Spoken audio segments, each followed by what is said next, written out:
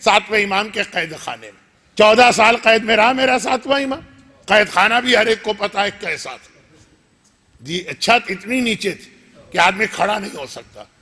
یہ سننا آسان ہے. آدھے گھنٹے اس طرح کہیں کھڑے ہو کے دیکھیے آپ کو خود پتا چلے 14 سال کسے کہتے ہیں. دیواریں اتنی قریب ہیں کہ آدمی ٹانگ پھیلا کے لیٹ نہیں سکتا. 2 گھنٹے ہو سکتا ہے آپ اس طرح سو جائیں.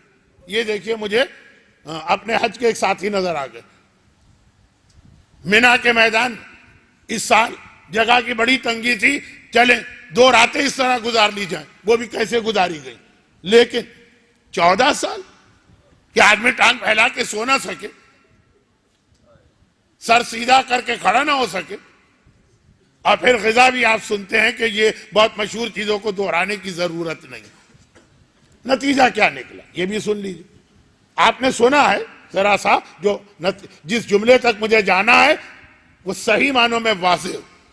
نتیجہ کیا نکلا. اتنا چھوٹا سا کمرہ, مومن کسی طرح سے پہنچ گیا سپاہیوں سے مل ملا کے.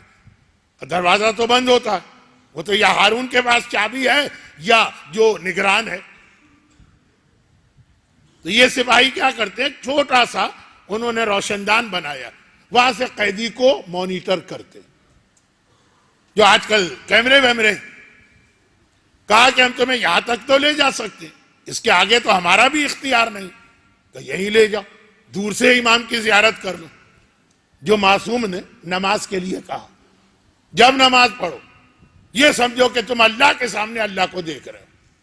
مولا ایسی نماز کون پڑھ سکتا. تو کہا کم از کم اتنا تو سمجھو کہ اللہ تمہیں دیکھ رہا. تو اب راوی نے کہا اگر میں امام کے سامنے جا کے آمنے سامنے کی زیارت نہیں کر سکتا, دور سے صحیح روشن دان سے امام کی زیارت کر لو, کر لو زیارت. اب جو اس نے روشن دان سے جھانک کے دیکھا تو کمرہ کوئی بہت اتنا اس ہال کی طرح سے نہیں, چھوٹا سا, امام ہی نہیں, ہے ہی نہیں امام, خالی. کہاں ہے میرے امام؟ کہا اسی کمرے میں. کہاں ہے؟ ایک سفید کپڑا زمین پر بچھا ہے اور تو کچھ نہیں. کہا جسے تو سفید کپڑا سمجھ رہا یہی تیرا امام. آدمی کتنا کمزور ہو جائے, کتنا نحیف ہو جائے, چھوٹے سے کمرے میں آنکھیں پھاڑ پھاڑ کے وہ آدمی ڈھونڈ رہا اور پھر بھی نہ پہچان سکے. یہ امام کی حالت. مگر یزید 1 سال کے بعد اہل بیت کو رہا کرنے پہ کیوں مجبور ہوا؟ ہارون 14 سال بعد چوتھے امام کو زہر دینے پہ کیوں مجبور ہوا؟ بھئی جہاں 14 سال قید میں رکھا تھا اسی طرح گزار دیتا ان کی زندگی. تیرے اوپر بدنامی کا ہی دھبا بھی نہ آتا کہ شہید کیا. اب یہ تو میں الفاظ ہے دنیاوی استعمال کر رہا ہوں, نہ تو اس نے ہمیشہ کے لیے اپنی دنیا آخرت تباہ کر دی, لیکن کیوں شہید کیا؟ صرف اس لیے کہ یہ جیل بھی ظالموں کے لیے ایک مسئلہ بن گئی تھی, کیونکہ وہ ڈھونڈ ڈھونڈ کے ایسے جنگلیوں اور وحشیوں کو لاتے تھے جن کے سینے میں دل نہیں پتھر ہوتا, تاکہ جتنا ظلم حاکم کا ہے وہ کرتے جائیں. مگر اہل بیت کی مظلومیت, اہل بیت کی اس حالت میں عبادت, اہل بیت کا اس حالت میں شکر خدا. ہمارا جاب چھن جائے تو ہم اللہ سے لڑنے کو تیار ہو جائیں, ہمارے گھر میں پیسے کی کمی آ جائے تو ہم نعوذ باللہ ساتھ پوچھتے ہیں اللہ کی, بخشیوں کھیڑ کے رکھ دیں. ایسے ایسے جملے میں نے سنے. اور یہاں پہ اس قید خانے میں بیٹھ کے کہنا الحمدللہ, ساری تعریفیں اس اللہ کی جس نے اپنی عبادت کے لیے تنہائی کا موقع مجھے دیا. تو اب یہ کہ ظالم سے ظالم انسان ہے, ٹھیک ہے, محاورتاً کہا کہ اس کے سینے میں پتھر ہے لیکن دل جو بدل جاتا. ہر 6 مہینے کے بعد اسے سپاہی بدلنا پڑ رہا ہے. ایک سے ایک ظالم افریقہ کے جنگلوں تک سے لے کے آیا. تو اب یہ ان کا مسئلہ, ان میں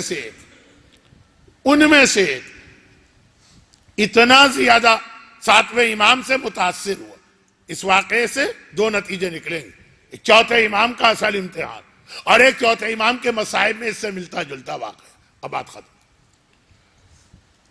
ایک ایسا آ گیا جو حد سے زیادہ متاثر ہو گیا, ایسا سید, ایسا مظلوم, ایسا ظلم سہنے والا, پھر اتنا خوش, پھر اپنے اللہ پہ اتنا راضی.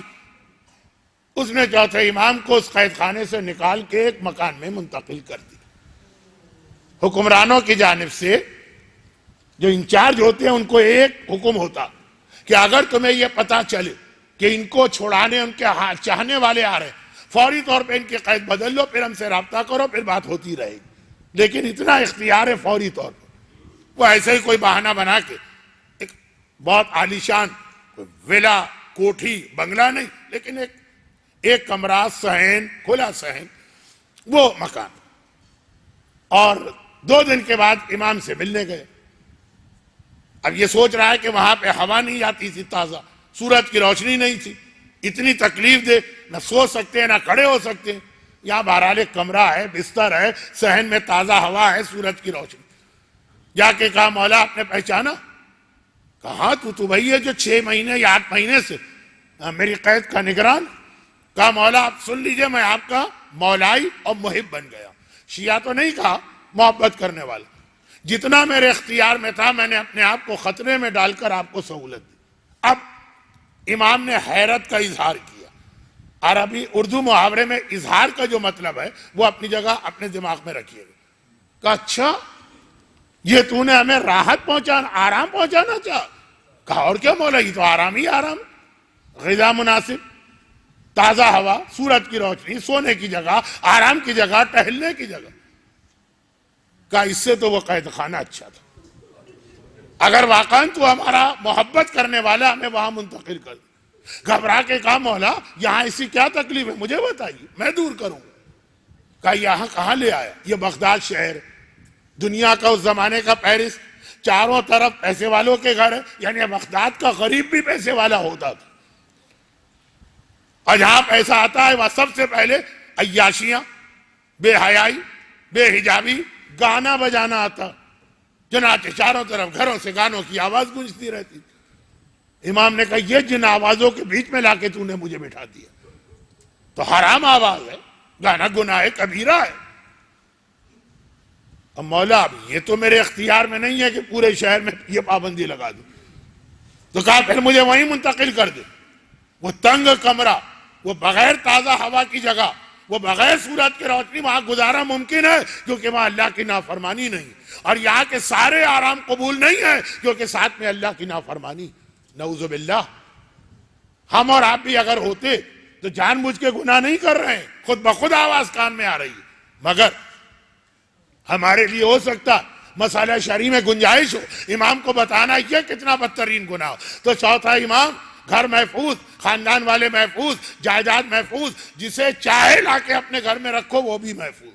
لیکن یہ سب سے بڑے ظلم کا سامنا کیا، پورا ماحول بے حیائی کا بنا دیا ان لوگوں نے، بے شرمی کا بنا دیا، گانے بجانے کا بنا دیا، مکس گیدرنگ کا بنا دیا، میوزک کنسرٹ کا بنا دیا۔ برحمتك يا أرحم الراحمين وصلى الله على محمد وآله الطاهرين